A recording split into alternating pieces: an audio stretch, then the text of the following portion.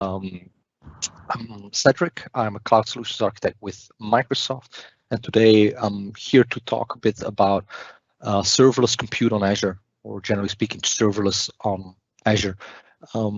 As a cloud solutions architect, I try and advise our customers on all things Azure, and especially or mainly focused on application development and serverless compute.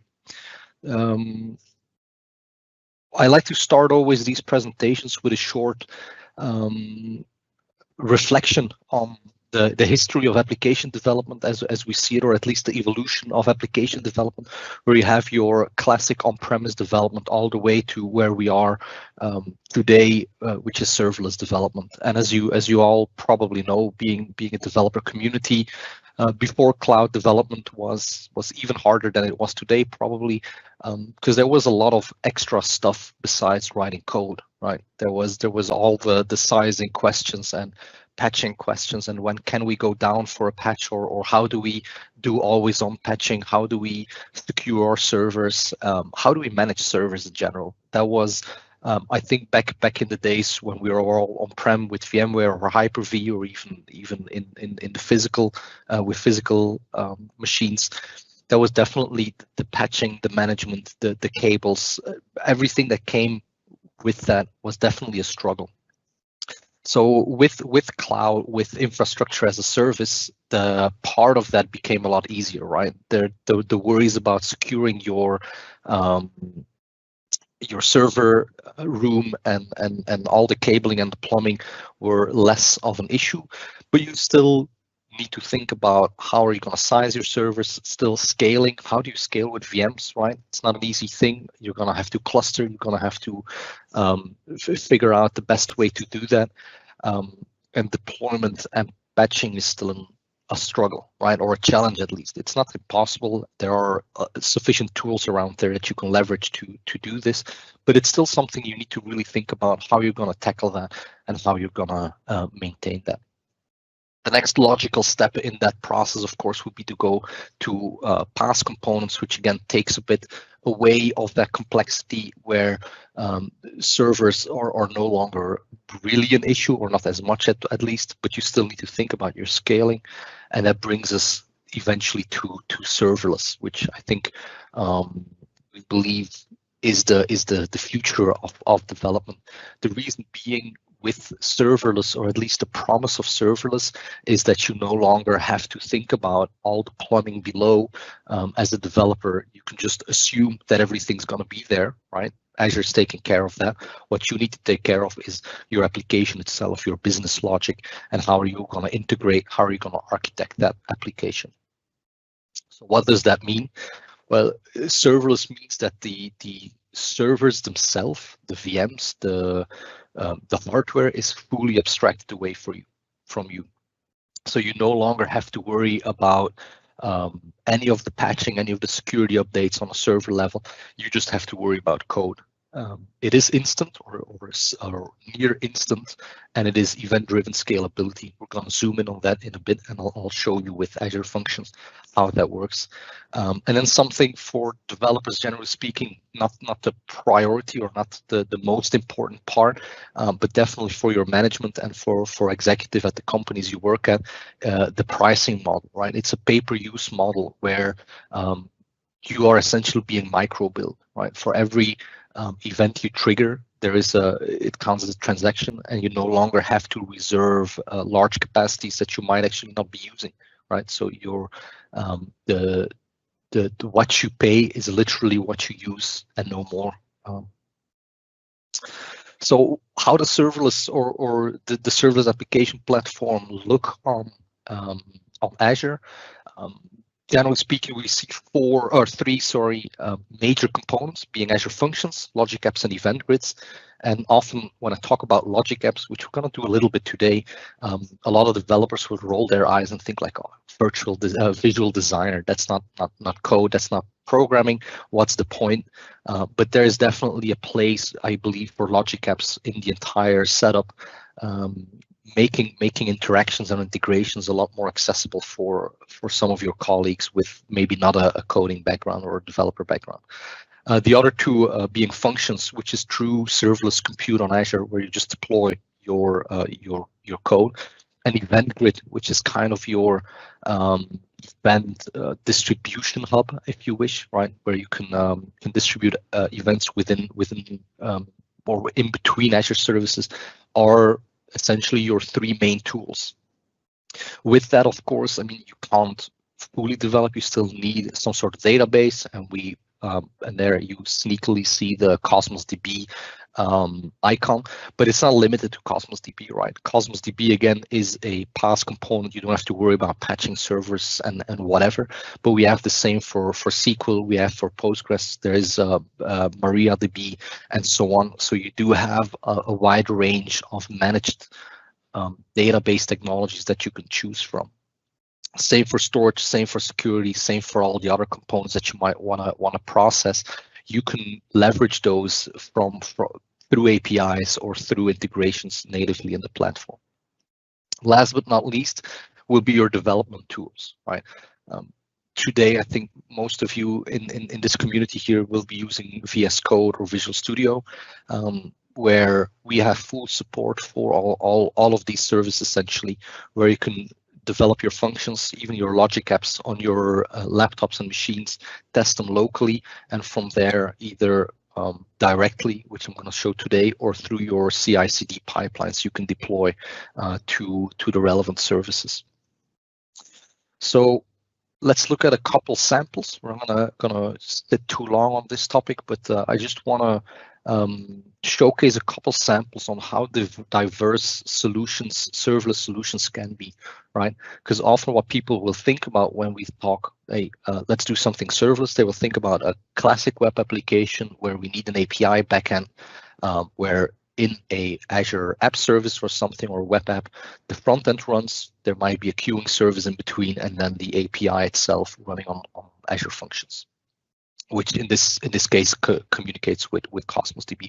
And that, I think, is probably the most classic example, but there is a lot more that you could do with functions. For example, in this case here, we have a physician that might upload PDFs that need some OCR.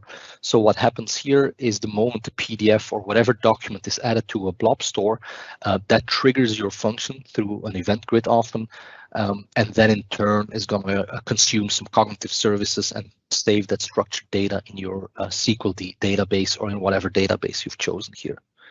Another, what I think is a really cool sample here is event streaming, essentially, right? Real-time event processing. So through an event hub, you have the capability of processing millions of events if you wish. The scalability of functions allows you to scale with that whenever that demand increases or decreases, both ways. Same with Cosmos DB can scale with that and can process those large amounts of data, especially if you have a bursting there, right? Where at certain times a day or throughout the week, or like right now with Black Friday and Cyber Monday, you have a super high demand. Functions is a service that can grow with that demand, and the moment it drops back or that demand decreases, it will decrease with it, and then without having to spend much thought about it. And the last one is generally speaking scheduled tasks, where again you can trigger a function at a certain interval, once a day, once a week, every 15 minutes, and do some of your administrative actions. All of these, I think, are pretty neat examples of how you can leverage functions in real life, and not just for classic APIs, where again, I think functions are used most, or serverless at least is used most for classic APIs. Now, most of the samples we saw here is also like they're targeted functions, but it's also possible to do through logic apps. Now let's zoom in on functions a bit more, and let's have a look at some code in a couple minutes. What is an Azure function? As hopefully some of you or most of you already know, Azure Functions is essentially code and your events and data in a nice marriage together. So what Functions promises is a a runtime environment where you deploy your code.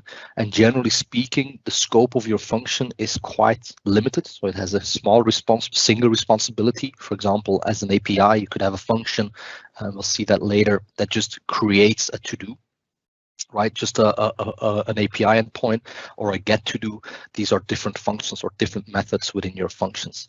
What is quite important here, the next one, is the short-livedness. Functions that run for a long time become quite expensive, and it's kind of not what they're meant for.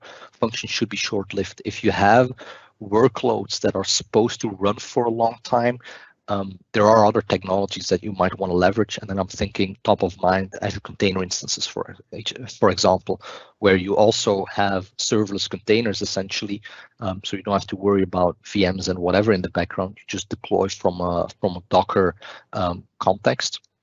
You deploy to your container and you let it run for a couple hours, and the moment that process or that task is done, you can bring down that container and you pay for the amount of seconds that a container was running. So quite impressive. Also towards compute, ACI or Azure containers might be a bit more interesting. Third point, stateless. You have durable functions, you have stateful functions, but generally speaking, it is not something when you think about functions that should pop to mind first. There are, again, other technologies we offer, like ACI, that offer stateful services. Functions, in a way, are often positioned in a microservice or event-driven, are often, almost all the time, event-driven. So you need to think stateless, right? You get something in, you process it, you put it out somewhere, and then you can build multiple functions behind each other. And the last one, event-driven and scalable. I think we hashed that out already, right? Think events, think auto scalability. So this one here, just trying to visualize that you have an event that triggers your code that generates that output. Now, if from code, how does that look? You have a function here where you have your REQ, which is triggering and is your data. You have your context, which is your REQ is your trigger. Your input is your context, so that's an input binding. And then your output is your result. And that looks, if you look at the bindings here, right, you have your HTTP trigger, which is named required. So all HTTP information is there. You have your output result or res, which is also an HTTP, so that's your HTTP response. And then you have a table that is being leveraged as an input where you probably will pull some data from to do some processing. Now, in a second, we're going to create some functions and show how that works in real life. But it's important to understand those bindings, right? There's three types. There's the triggers, the inputs, and the outputs. And I think the trigger and output might be kind of self-explanatory, right? A trigger is going to start your function, start that workload, and can be, like I said, scheduled. HTTP, it can be an event on a blob storage that triggers that function. But that's just your trigger. Your input binding, that's the interesting part, is sometimes when you trigger a function, right, an event grid can trigger a function that a blob has been created. You need the content on that blob, right? So that is your input binding. Same with SQL tables, for example. You might have something triggering in relation to an update on a SQL database. You have your trigger starting that function, and you have an input binding already prefetching some of that data from your SQL or your storage tables. An output binding, on the other hand, is what happens when your functions business logic is done, and wherever you want to store that result of whatever you processed in your function. So again, that can be essentially everything except for scheduled, right? From a language perspective, I know this is a .NET community, but often developers have a couple preferred languages. Know that we have wide language support. Of course, we do C#. We also have F#, Java, Python, JavaScript, and if you want, there is PowerShell 7 and PowerShell Core 6 support. So pretty extensive support. We now, for F# though, if you want to develop in F#, make sure your function runtime is .NET Core 3.1 to be able to do that. So before diving into the code itself, let's have a look at scalability. And in functions, like I said, right, functions auto-scale. You don't have to worry about scaling as much as you would in a normal or in a classic computer environment. So how your scaling works here is depending on the type of events that are coming in and the amount of events that are coming in, your scale controller in this case will determine how many functions need to be, function instances need to be running. Right, and that kind of depends on if it's event hubs or service bus or queues, but essentially it comes down to the number of events will determine how your function will scale. Right, if there's only one event arriving every minute and your function takes a couple seconds to run, then there's one instance going to be more than enough. If you have thousands of events coming in, your functions will scale along.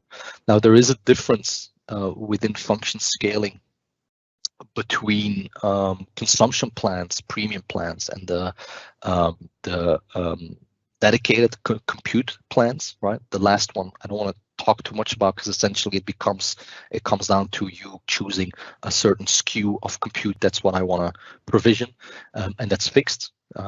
That's not true serverless anymore, but it is an option and it offers some integrations towards networking and so on. But the similar things happen in the premium plan, right? When you look at the premium plan, you have network integration, you have some additional functionality like warm instances, right? In a consumption-based functions environment, what is kind of important to know is that your function, when not used, will go into a cold mode, right? So it will have a cold start the moment it's triggered again. So if you have a function that, for example, only gets triggered 9 to 5 business days at 9 a.m. in the morning, that function will be, let's say, dormant, would be the term, because you haven't, I mean, you aren't getting charged for the night, right? For after 5 when nobody's calling that function anymore. But that also means there's a slight delay, and that is a couple seconds in your function starting up again, getting that compute active again for itself, so it can start processing these events.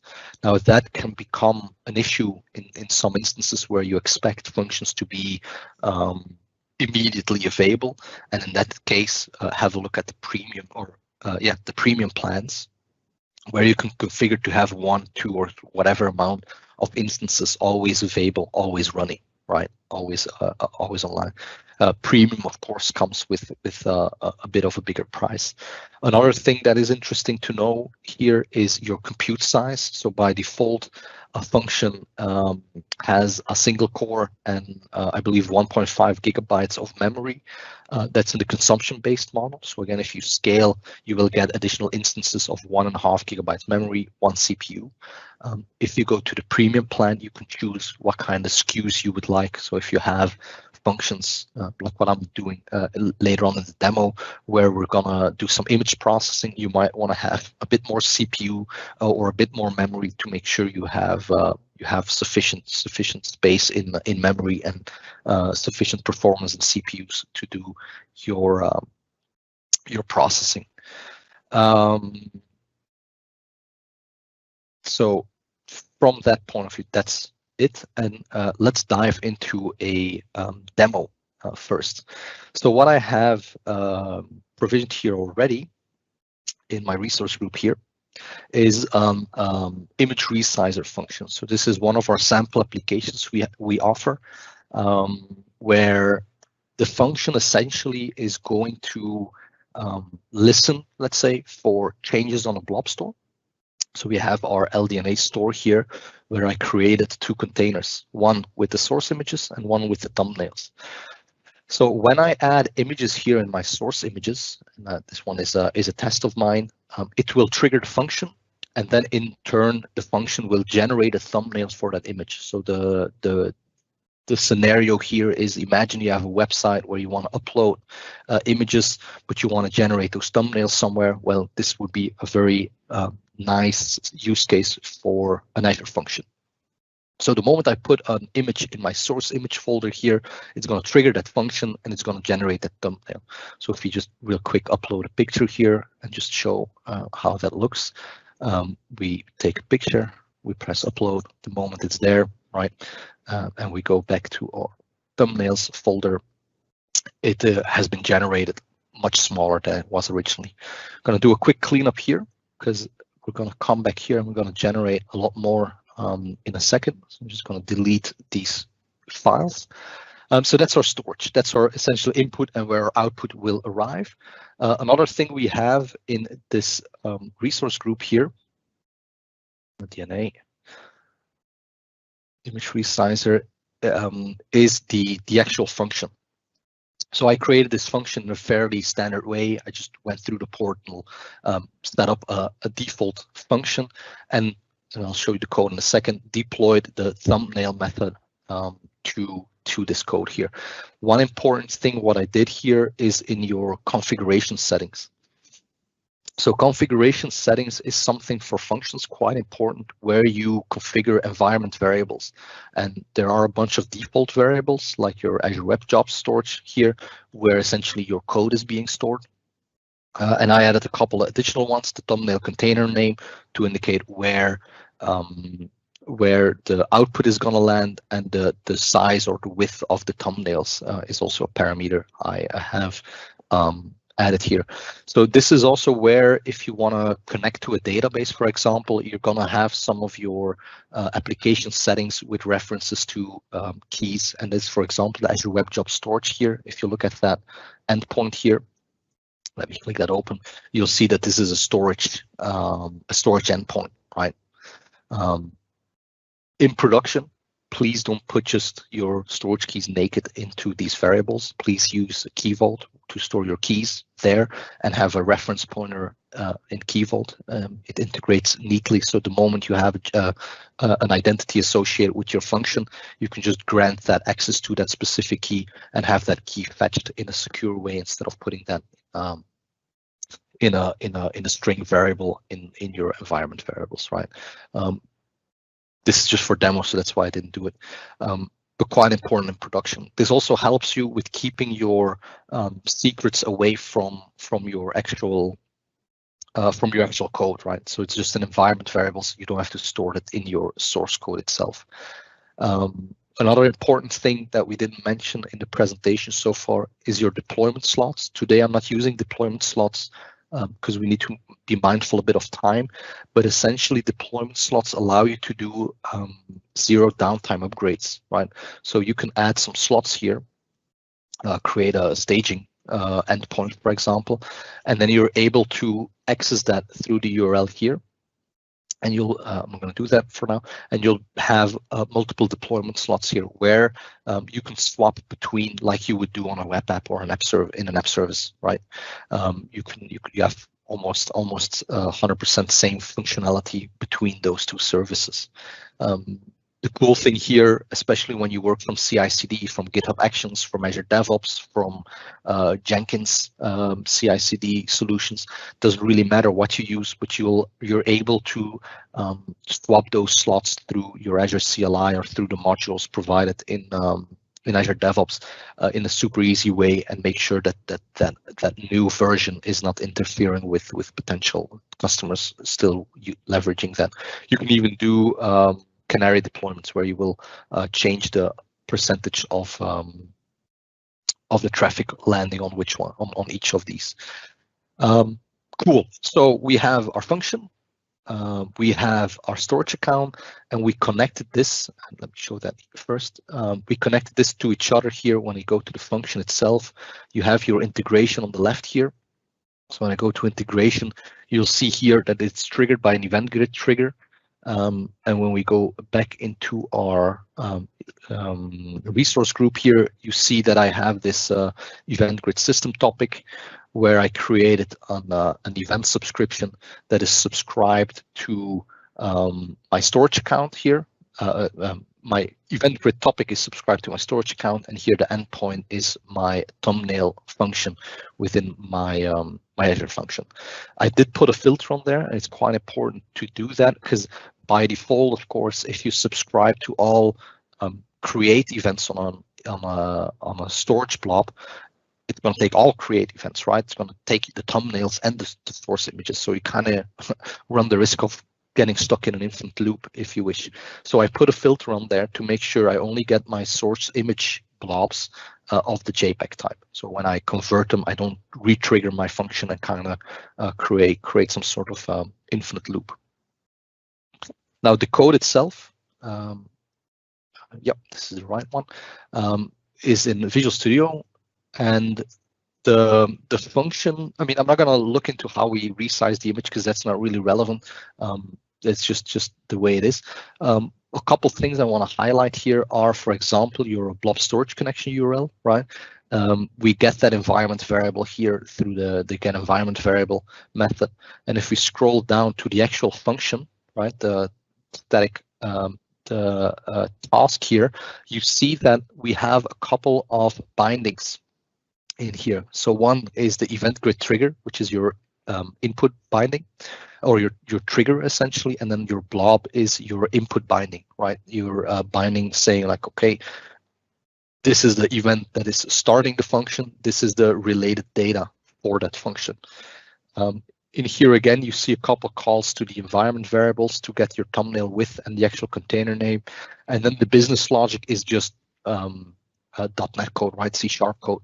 So, I mean, I don't think it's very relevant to walk through it. It's just classic. There's from this point on, there's nothing really super special anymore, right? The only thing at the end is your where you write you upload your blob to your blob container, which is essentially your thumbnail container, right? Where you write that. All the rest is just standard business logic. From a deployment point of view, from Visual Studio, you can publish and you can connect your function with your code here, your solution, and deploy from here through publish. I already published, so we're not going to redo that because it sometimes takes a bit of time, and then we run out of time for demos. But that's how easy it is from a Visual Studio Code environment to deploy. If you go to start a new project, again, the moment you have Visual Studio 2017, or from, in my case, 2019, you have the Azure Functions as a template that you can leverage to start deploying functions from there. So it makes your life a lot easier in that case. So we've deployed that function, we've connected the event grid, and we have a storage blob. Now, one cool thing about functions that I want to show you today is scalability, right? So, okay, we have something that runs on .NET on Azure that is scalable, but how scalable, how does that look? So built in when you create a function is your application insights. So when we go here and we have a look at the live metrics, and let's, while that starts up here, voilà. So we have some cool live metrics here, some standard like incoming requests, the duration, how many failed, and your telemetry, your log output. So we have kind of, I mean, it's a good overview, right? For now, nothing's happening because we're not doing essentially anything with it. But let's see what happens if I put an image again in that folder here. And let's see what triggers that, and then let's see how we can make it scale. So I go back to my containers here, go to my source images. I'm going to upload one. I'm going to upload again let's say the third image here.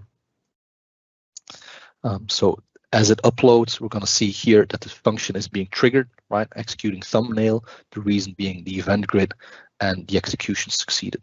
Right, so we see that spike here for the request. The duration was a bit less than 4 seconds, so 3 seconds something.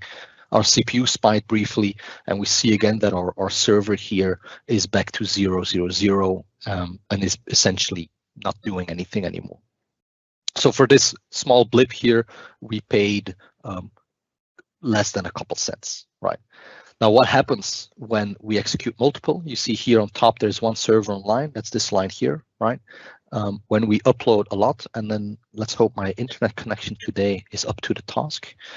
If I select all of these, I think these are around 50 images in here, and I start uploading them, right? Depending on how fast they upload, you'll see that the number of events start increasing. So what we see here, we're still getting one server, but you see that the request rate is going up, right? It's spiking. Same with the calls. The call duration should remain relatively stable. Will go up a bit, and as it goes up, you see that servers are being added automatically. Right, we've got 5 servers now, and we see that here as well. Our 5 servers are online. Our FB7 here is still chugging away and has normalized again in CPU, but the others are added, and depending on how busy these get, it will scale more. Right, if my internet today was really good, I could force it to go up to 8 servers if I could upload fast enough my images.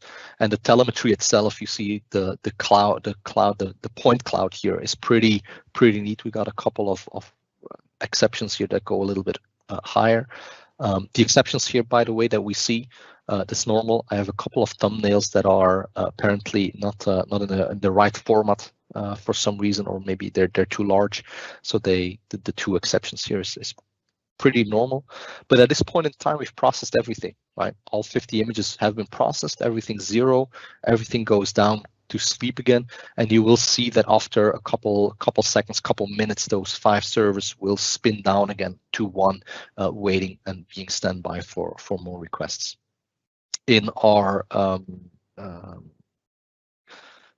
blob storage again, when we go to the thumbnails here, you'll see that all the thumbnails are here, and they're all nice and small.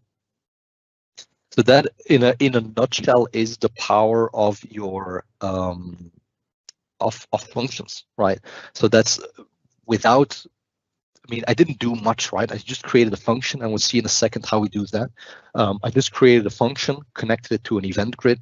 The business logic again is also not massive. If you look here at the lines of code, it's 120 lines neatly. To have all of this in this code, I think it's quite impressive in 120 lines what this is doing. I don't think you can write something as featured as this in the same length, in the same speed, or at the same time if you would just create it in a console application or something. So that was a fairly easy solution here. For the second demo, I'm going to create a new resource group here first, where I'm going to store everything. We're going to call that LDNA. And we're going to call that to-do API. I'll deploy that here in Dublin, or in Ireland at least. Review and create. Yes, that's good. And the first thing I'm going to do in this case here is I need to create a Cosmos DB, because that's where I'm going to store my data. So I create a Cosmos DB here. I'm going to call that LDNA to do. Should be good. Of course, in North Europe, because the latency might kill us. If you want to do something like this yourself, do apply the free tier discount, because it's quite significant, the discounts you get on these, especially if you're just playing around. It's essentially a free Cosmos DB to play with. In my subscription, however, because it's an internal, or it's a Microsoft subscription, we can't sadly get that free tier, but make sure you use that in your own deployments. If you're just playing around, if you just even for your development environments, that might consume more than what the free tier offers. The first part will be not charged, right? So it's quite important to just use that. So I'm going to create that over here, and while that creates, let me get this here real quick. So this is going to create here. And we can just let that chug away for now. Takes a couple seconds to deploy. Let's not wait for that. Let's, in the meantime, open Visual Studio Code. New window here. And let's create a function from scratch. This one here. Right, to create a function, I'm going to just open a folder. I'm going to go here and do to-do live. Right, we're going to select this folder, and I want to create a function from scratch. Do my update later.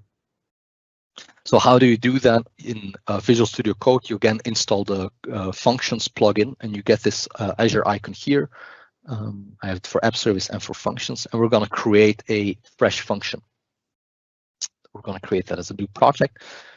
C#, of course. Our template in this case, because we're going to make a to-do API, right? The goal of this, maybe I should explain that a bit further. The goal of this project here, that what I want to show you is how easy it is to create a fairly simple API. So what I want to show is how do I create a simple to-do, right? So I want to make an API that allows post requests where I can send a JSON package to, or a JSON body to, that is being stored then in a database. I want to show how you can then query that or retrieve that from the database. If we have time, I'm also going to show a third method, and maybe we just show that in code, that that allows you to trigger the moment, right? In the triggers, a PowerPoint, we saw that there's a possibility for Cosmos DB to function as your trigger. So what that means is that you could create a function that is being triggered the moment something is inserted in your Cosmos DB. It will trigger a function, and then you could do something with this. So in our case of to-dos, for example, what we could do is the moment a new to-do is added, we trigger this and we put that on a queue, for example. In a real use case, what you might want to do, imagine it's an ordering API, for example. You get an order in, you might want to trigger another function based on the creation of that order in your Cosmos DB to then process it, right? Decoupling the part where you accept orders and you put them in your database, and where you process the actual order. So that's quite interesting. So in our case, it's HTTP triggered function, and we're going to call that function the to-do function. Our company in this case is the LDAC, sorry, I don't know, LDNA. Let's continue with that. So voila. And this creates your basic HTTP function. Now, if I deploy this freshly, what it's going to do is it's going to allow anonymous access to my function. It's going to process GET and POST requests. There's no specific requirements for routing, right? For routing, you can determine what the endpoint of your function should be. And essentially what it's going to do is if you add a string parameter name, then it's going to print essentially hello name. Then it's going to print this one right here. If not, it's going to explain, hey, please pass a name. So what we can do with this is you can just deploy that from here, deploy to a function, deploy my subscription. I'm going to create a new one, which is going to be our to-do live. Probably not unique, so LDNA is what I've been calling things so far. So let's continue with that. It's going to be Windows-based, consumption-based. It's going to go in our LDNA to-do API, I think is the last one I created. We're going to create a new storage account in there. Store. We're going to create a new application insights resource, insights in North Europe, of course, and that's going to deploy that to our fresh resource group. So when we go back here and look at our resource group here, look at this one here, and we should see our Cosmos DB is already here. While our function deploys, let's set up our Cosmos DB real quick, because what we need to create here is a a database and a container, right? So let's create a new database. And in our case, we're going to call this database the to-do items database. For now, I'm going to let it sit on manual scale. If you do have scalable solutions, and maybe this is for a different workshop where we go in much more detail on Cosmos, but there is a possibility to auto scale. Now, auto scale starts at 4,000 RUs. So in our case, simple application, there's no point. 400 RUs are going to be more than enough. So this creates our to-do items database. Once that's created, we're going to create a container in there called items, where we're going to store our to-do items. Right. So when we can see here, we're going to create a new items or partition. We're going to just use the ID that we generate as our partition key. Probably not the best ID. You might want to use something different, but again, this is a demo. This is not meant for production. So as this gets generated, last thing we need from our Cosmos DB here is to get the access key. So we want to copy here the primary connection string. I'm gonna put that aside for now, so I can use that for later use for my function. In the meantime, let's have a look. Our function has been deployed. Let's see if it's truly finished. All right, it's still recycling the trigger. That's the last step. There we go. Deployment is successful, and that should do it. Now, at the moment this is fully done, we can just go to the endpoint of our function and have a look that it's actually responding, of course, to our get or post requests. But again, nothing super special about that, right? If we look at this, this is a hello world type stuff. Quite easy, right? So we go here. You can get your function URL here. So if I open here a tab and I add name equals Cedric, it should say hello Cedric. My HTTP function is triggered. So awesome. We've created a function from scratch. We've deployed that, and it's actually working. Now, when it comes down to the actual code, right, what we wanted to do, this one here, what we want to do here is we want to create a to-do item, right, the moment something arrives. So to do that, we already have our HTTP trigger. We're going to say, okay, we're only going to respond here, or we're only going to process post requests, and our route, I'm going to change that a bit, and I'm going to put that on my to-do endpoint, or my to-dos endpoint. And right. So that will trigger the moment I go through that endpoint / to-dos and I put a post message there. It's going to trigger this function. Now, this entire part we don't really need anymore, so we're going to remove that. And there's one more important part next that we need to do, and that is how are we going to do our Cosmos DB binding, right? Because we want to be able to do something like Cosmos DB dot save or body, right? Or request dot body, right? This is not the right code, but that's at one point what we want to do, right? We want to store in Cosmos DB. To store, we need to create that output binding. Now, creating output bindings, let me get the correct link here. To create output bindings, we can go here to our magnificent documentation on Azure Functions, and you'll see that to do an output binding to Cosmos DB, there's a couple of methods here. So first, you need to, of course, import the right packages, and we'll see that in a second. But the second one is you need to add this small piece here to make sure you connect to your to-do items database to that collection, and then you need a Cosmos DB connection string, right? That's that key that we copied earlier. In our case, we're going to use the iAsync controller because it's what I'm used to working with. So I'm just going to follow that one. It explains in the docs when to use which one. So first one we need to do, however, is make sure that we have the required packages installed. So for all of our APIs, when you look at, I mean, it doesn't really matter which implementation here or which trigger and bindings you want. If you go to blob storage, right, you're gonna have to install our web jobs extension for storage. In the case for Cosmos DB, it is the web job extension for Cosmos DB. So when I go to my terminal here, no, terminal, new terminal, there we go. I'm gonna add that package, and then I'm going to copy paste that Cosmos DB connection string. So what that does is it's going to connect. It's going to expect that there's an environment variable called Cosmos DB connection, and that's quite important, right? These are just your database name, your collection name. You could also put them in variables. This is expected as a variable, right? So it's going to look for Cosmos DB connection configuration variable in your function. Last thing here, it's going to expect that there's a to-do class.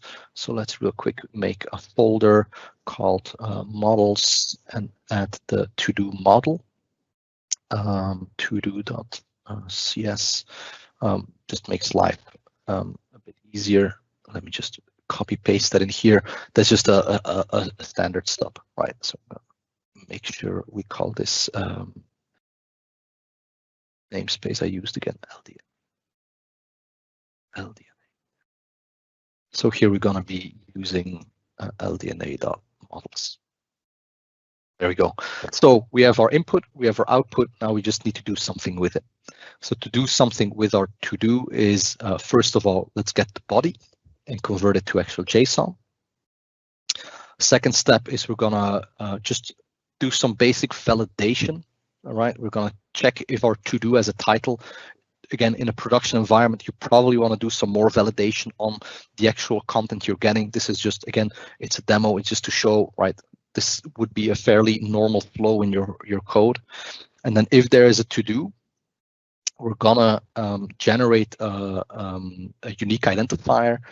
We're gonna create a to-do class or object, and then we're gonna add that to our Cosmos DB. And that is the only thing we need to do, right? To-do item .out or to-do item out, which is the iAsync collection here we have called to-do item out .add asynchronously in the to-do. Now we do it synchronously because we await it, but you could, if you really wanted to make it even more snappy in a way, you could do it asynchronously and do other things in the meantime. And that's it. We return our OK object. Now, one thing we do, of course, need to make sure of is that if the to-do title is not there, we're going to return a bad request with some description of why it's bad.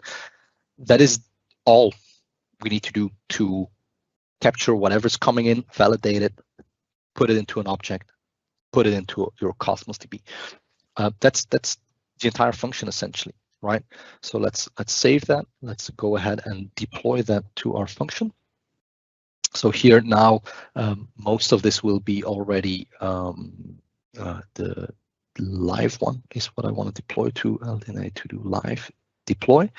And now the thing we need to make sure we do is copy that connection string, that variable, and insert that or add that to our environment variables here in our function, right? So when I go here to my to-do API, I can go to my function here, configuration, and add an application setting. Again, in production, please use Azure Key Vault to store these secrets in. Don't just put them in your account, and don't show them on the internet, because that is also not a very good practice. But again, this is a demo. We destroy everything at the end of the day anyway. It's just to show how things work, right? So as this deploys, seems to already be done, we will no longer be able to access our function here by just going to it directly. Right? If we just go here, we copy that URL here, and I open it, and I do essentially a get. It's not going to do anything. It's not happy. To do that, we can go here to Postman, where I put that URL in. I'm going to do a post. I'm going to send my first to-do to it. Did I forget anything? I don't think so. So let's give that a whirl and hope we get a 200. There we go. So we get a status 200, and I get my inserted ID of my Cosmos DB, the unique identifier. In Cosmos DB itself, let's go have a look there. You will see in the Data Explorer here, real quick, that the items collection has a fresh item with my to-do, my first to-do, which is all nicely added. Now, because for the sake of time, let's have a look at the normal code, let's say, the rest of the code, and let me just grab my demo environment here. To get your to-dos, right, it is again an HTTP trigger. We're going to listen to get and still on the route to-dos.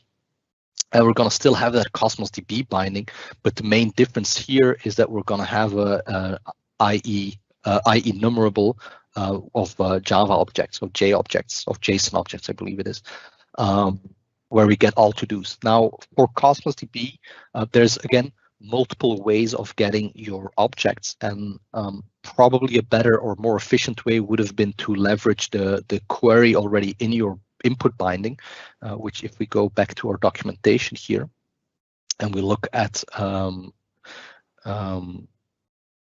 getting input, right? You can do Q-trigger lookup on ID, right? Where you just say, okay, this is the to-do items. We got items, we got a collection, and this is the ID of the item. That's what I want to get, and then add the partition key. And this will just get that specific item. In my case, I went for a little bit lower here. There's a query, right? You can even put SQL in there to get a specific ID or object. I believe I used, where is it? Not this one, not this one, the document client.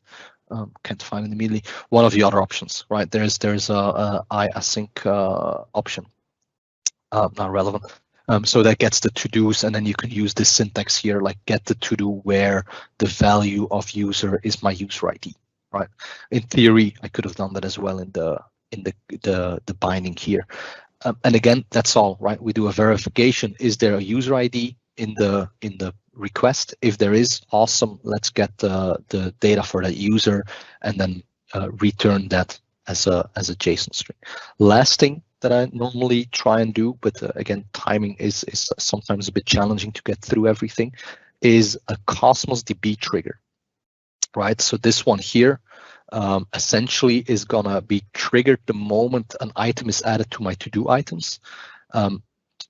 Anytime something's added, it's gonna get that, and it's gonna use an output binding, which is here. It's a bit atypical, I would say, that it's above your actual function method, but that is how you integrate with a storage queue. So what it's gonna do here, sorry, it's just this line. It's gonna put on the to-do queue of this storage object. It's gonna put the body essentially of that of what was inserted, so you get the full information there. So this code, if I have to be very honest, it's very basic, but it's quite powerful in what it does. And that is what I want to show you today, how powerful a function can be and how fast you can deploy in these functions. Now, going back here to our presentation, there was another technology I was going to briefly talk about, and that's logic apps. And like I said earlier, often when I say logic apps to a developer audience, they'll roll their eyes and like, yeah, right, visual development. Ha, that's for noobs. But I used to agree. That was my first reaction, at least for myself. But getting to know logic apps a bit better, there is for sure a time and place to use logic apps. One, for example, is for quick prototyping. If you get a request and a manager wants you to today present something and you have to create an API endpoint today, you know what? In a logic app, you're going to click that together in a couple minutes, half an hour, maybe an hour tops, and you'll have something working. And then if this is something you want to progress with, you might want to put that in a function. So that's why when we talk about logic apps, we always talk about the speed at which you can create an integration with the visual designer. Now, again, if you're going to use logic apps for EDI, for example, right, for messaging between companies, it's not the speed that interests you, it's the resilience and the monitoring that you wanna have. So logic apps, the workflow designer, this is a sample of when in Dynamics a record is updated for a specific thing. We're going to transform it to XML. We're going to do some stuff with it. We can add some basic logics with it, right? Some if statements, some for loops. You can do some looping, some other control options, and then have an end action where you add it to a service bus topic in this case. Now, what is important to know as a developer audience, logic apps often, the people who just start out with it, they will develop logic apps in the portal. That's one way of doing it. Another way of doing it is developing them from your Visual Studio environment. A logic app essentially is just a JSON that is being loaded in the runtime that is being executed. So in Visual Studio, you have the logic app workflow designer is there too. So you could build and design your logic apps on your desktop or on your laptop, and then store that code in your Git repositories, and from there trigger your deployment and validation into your actual environment. So it does come fully featured. One big advantage of Logic Apps is this wall of text here, which if you have a lot of time, go ahead and go through it. But we have over 120 connectors today, and that's growing. And the cool thing there is, I mean, it integrates with Azure services natively, of course, obviously, right? So very easy to integrate with APIs, with app services, with queues, with whatever. But it also integrates with some of our competitors or some of our other services. And then what is an interesting one, for example, is if you want to integrate or do things with SharePoint, we have SharePoint connectors, even if you're not on Dynamics, right? If you want to do things with Jira, because you're not using Azure DevOps boards or tasks, awesome. Logic Apps support that out of the box. Well, one thing I forgot to mention here, XML and EDI, I think that's quite an important thing. A lot of people today might still be on BizTalk server on premise, or maybe even run a BizTalk on Azure. Know that Logic Apps in many ways a bit the spiritual next step, or the spiritual or the daughter of BizTalk, right? The replacement, the cloud native replacement of BizTalk. Logic App does a lot of the functionality that you had today in BizTalk, together with Event Grid and some of the other messaging services. One strong point I believe that Logic Apps has that is potentially a bit more difficult to emulate in a function is your on-premise data gateway, right? So a Logic App can of course connect everything in cloud with each other, but it can also through your on-prem gateway connect to your SAP on-premise or your SQL on-premise or anything essentially. So definitely a strong suit if you want to connect things to each other, have some automated things that maybe need to be maintained by colleagues that are not as fluent as yourself in writing code. Logic Apps definitely a good choice if you want to do EDI, if you want to do basic integrations, if you need to prototype. Logic Apps are for sure the way to go. Yeah, again, they're in a pay-per-use model where every time it's triggered, you get charged for it. One of the last things I want to talk to you about today in the last couple of minutes is the Event Grid and some of our messaging services. So Event Grid essentially is where you want to manage your events and where you want to connect your application to each other, right? So if you use any of the event publishers, storage, resource groups, whatever, essentially, you can trigger events and then consume them in your handlers, and that all from a nice subscription pane, right? Where you just say, okay, this is the name of my subscription. I have the topic type is my storage, or it's my my event hub or whatever, and then you have the option to filter and your output. So a pretty cool way of integrating with other services. It's super fast. It has massive scalability, right? 10 million events per second, right? That's quite a lot. And even if that shouldn't be enough, it's per region. So if you want to scale out, okay, add a couple event grids in other regions, and you can easily scale out if you want to process more than 10 million per second. And then of course, reliability, as with most of our services, comes with an SLA, but it also internally has retry mechanisms and so on. One of the last slides for today, the other messaging services, as it's only an hour today, I need to make sure that we kind of highlight as much as we can, right, to give you the tools to build applications on Azure.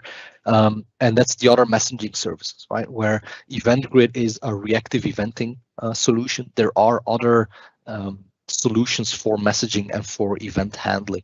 And the reason why we have at least 4 services is because you often, I mean, it's difficult to create a single tool that does everything, right? You don't eat steak with a spoon. You need something different for the specific task you're working on. And so we have storage queues, which are fairly simple queues, very low cost, but it doesn't come with retry mechanisms and the likes, that lettering. We got Service Bus that does have those functionalities, right, where you do have that lettering, where you do have retries, where you do have different types of queues that are not first in, first out. So that's really for your enterprise messaging. And then of course Event Hub, which is for large streaming and big amounts of data. So what I hope that today I imparted on you, or that I share with you, is that serverless is awesome. At least I think so. I really get excited when I get a chance to talk about serverless with communities or our customers. Serverless is event-driven and limitless in scale. And I know some of you will think, oh, we don't really need scale. That's okay. But at least if your company tomorrow or today might be only in Ireland, and tomorrow the management decides, hey, we're going to conquer all of Europe, well, you got that covered because it is already built and scalable. Serverless is great for your workflow orchestration. Think logic apps, right? Think workflows. That's where it's at. And then if you need an argument to convince the management to allow you to play with this awesome technology, tell them it's one of the cheapest ways to leverage compute on the Azure platform. Functions, as long again as you don't make them run for 5 hours in a row, are one of the cheapest ways of leveraging compute resources on the Azure platform. From here, I got a couple of learning paths that I want to share with you. We have a serverless application development learning path on MS Learn. There's some logic app learning paths as well for those who want. And then last but not least, we have a Microsoft Cloud workshop for serverless architecture, which is essentially walks you through all the steps in building a serverless architecture, serverless solution with some of our cognitive services solutions in a very nice way. So go ahead and check that out. Take yourself a couple hours on maybe a Friday, learning Friday afternoon, where you walk through or go through that Microsoft Cloud workshop. It is definitely worth it. Pretty cool to have a play with serverless technologies. And with that, I want to thank everyone for attending today. Please scan this QR code or go to the link below where we share some of the free resources and some learning guides. It is a great way of letting us know what you thought about the session, and if these type of sessions is something you would be interested to get more. So we would very much appreciate some feedback through this QR code here. And then thanks, Cedric, for such a wonderful session, and thank you so much. Right. And we have one question here. Okay, fire away. Yeah. So any reason the event grid trigger used versus blob trigger? I guess it's habit. The benefit of the event grid trigger is that you can extend it to other things. If you connect directly on your blob trigger, I don't do it. I think it's generally speaking, when you look at the architecture designs as well, they always put an event grid in between just to manage your events a bit better than directly triggering. So I would recommend putting your event grid in between that to just get that extra manageability in there. Okay. Any other question, anyone? Please write the question if you want to ask anything.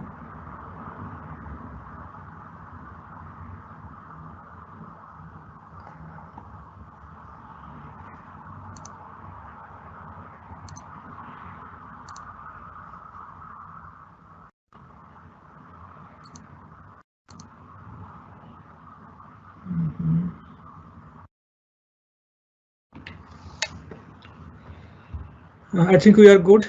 So thank you so much for your time. Thank you very much for having me. And I'd say have a nice weekend, everyone. And feel free to reach out to the community, right? Yeah. Thank you. Thank you. Ciao.